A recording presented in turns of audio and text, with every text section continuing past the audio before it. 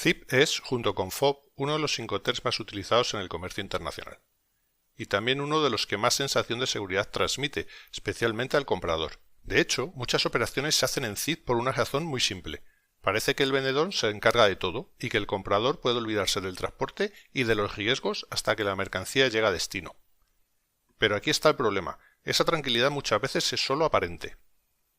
ZIP no es un Incoterm malo, pero sí es un Incoterm que se utiliza con demasiada ligereza, sin entender bien qué cubre y qué no cubre. Y cuando eso pasa, los problemas suelen aparecer cuando ya es demasiado tarde. Cuando hablamos de ZIP, lo primero que hay que aclarar es que, igual que FOB, es un Incoterm pensado exclusivamente para el transporte marítimo convencional. No es para aéreo, no es para camión y no es para operaciones multimodales fuera del puerto. ZIP significa coste, seguro y transporte. Es decir, el vendedor se encarga del coste de la mercancía, del seguro y del transporte marítimo hasta el puerto de destino acordado. Y hasta aquí todo suena bastante bien. El comprador piensa, perfecto, el vendedor organiza el transporte, contrata el seguro y yo recibo la mercancía en destino. El problema es que esa frase tiene un matiz muy importante que muchas veces se pasa por alto. Porque aunque el vendedor pague el transporte y contrate el seguro, el punto en el que se transmite el riesgo no cambia respecto a FOB. Y este es uno de los mayores malentendidos del ZIP. En una operación ZIP, el vendedor cumple su obligación cuando la mercancía queda cargada a bordo del buque, en el puerto de salida acordado. Es exactamente en ese momento cuando se produce la entrega y cuando se transmite el riesgo. No cuando el buque llega a destino, no cuando la mercancía se descarga y tampoco cuando el comprador la recibe. El riesgo se transmite en el puerto de salida, igual que en FOB. Esto suele sorprender a mucha gente porque va en contra de la intuición. Si el vendedor paga el transporte y el seguro, parece lógico pensar que también asume el riesgo durante el viaje, pero no es así. Y aquí entra en juego otro punto clave del ZIP, el seguro. En ZIP, el vendedor está obligado a contratar un seguro para la mercancía, pero ese seguro no tiene por qué ser amplio ni especialmente protector para el comprador. De hecho, el Incoterm solo exige una cobertura mínima. Esto significa que, ante una incidencia real, un daño parcial, una avería, un problema durante el transporte, el comprador puede encontrarse con que el seguro no cubre todo lo que esperaba. Y aquí es donde empiezan las discusiones, las reclamaciones y las frustraciones. Para entenderlo mejor, vamos a un ejemplo sencillo. Imaginemos una empresa en España que vende mercancía a un cliente en Latinoamérica bajo condiciones ZIP, puerto de destino. El vendedor organiza el transporte marítimo, contrata el seguro y gestiona la salida de la mercancía.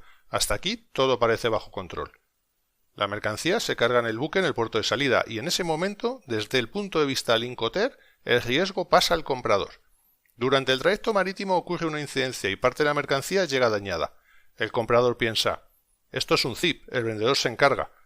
Pero en realidad, el comprador es quien debe gestionar la reclamación al seguro y descubre que la cobertura contratada es básica y no cubre completamente el daño sufrido.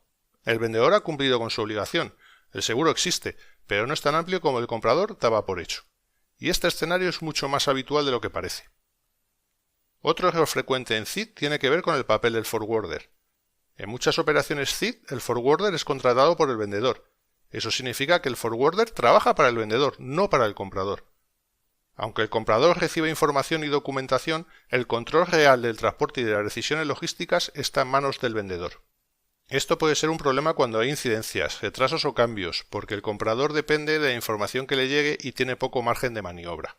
Por eso, ZIP puede funcionar bien en determinados casos, pero no en todos.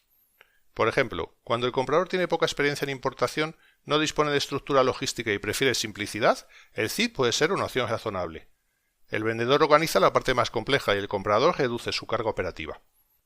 Pero cuando el comprador quiere control, visibilidad y capacidad de decisión sobre el transporte, el ZIP suele generar más frustración que ventajas. Y aquí es importante decirlo claramente, ZIP no es sinónimo de seguridad. Es simplemente una forma concreta de repartir costes, riesgos y responsabilidades. Si esa forma no encaja con la experiencia y las expectativas del comprador, el Incoterm deja de ser una ayuda y se convierte en un riesgo oculto. Por eso, antes de aceptar un ZIP porque es más cómodo, conviene pararse y hacerse algunas preguntas básicas. ¿Quién controla realmente el transporte? ¿Qué tipo de seguro se está contratando? ¿Y qué ocurre si hay una incidencia seria en el tránsito? Cuando estas preguntas no están claras, el ZIP suele dar una falsa sensación de tranquilidad.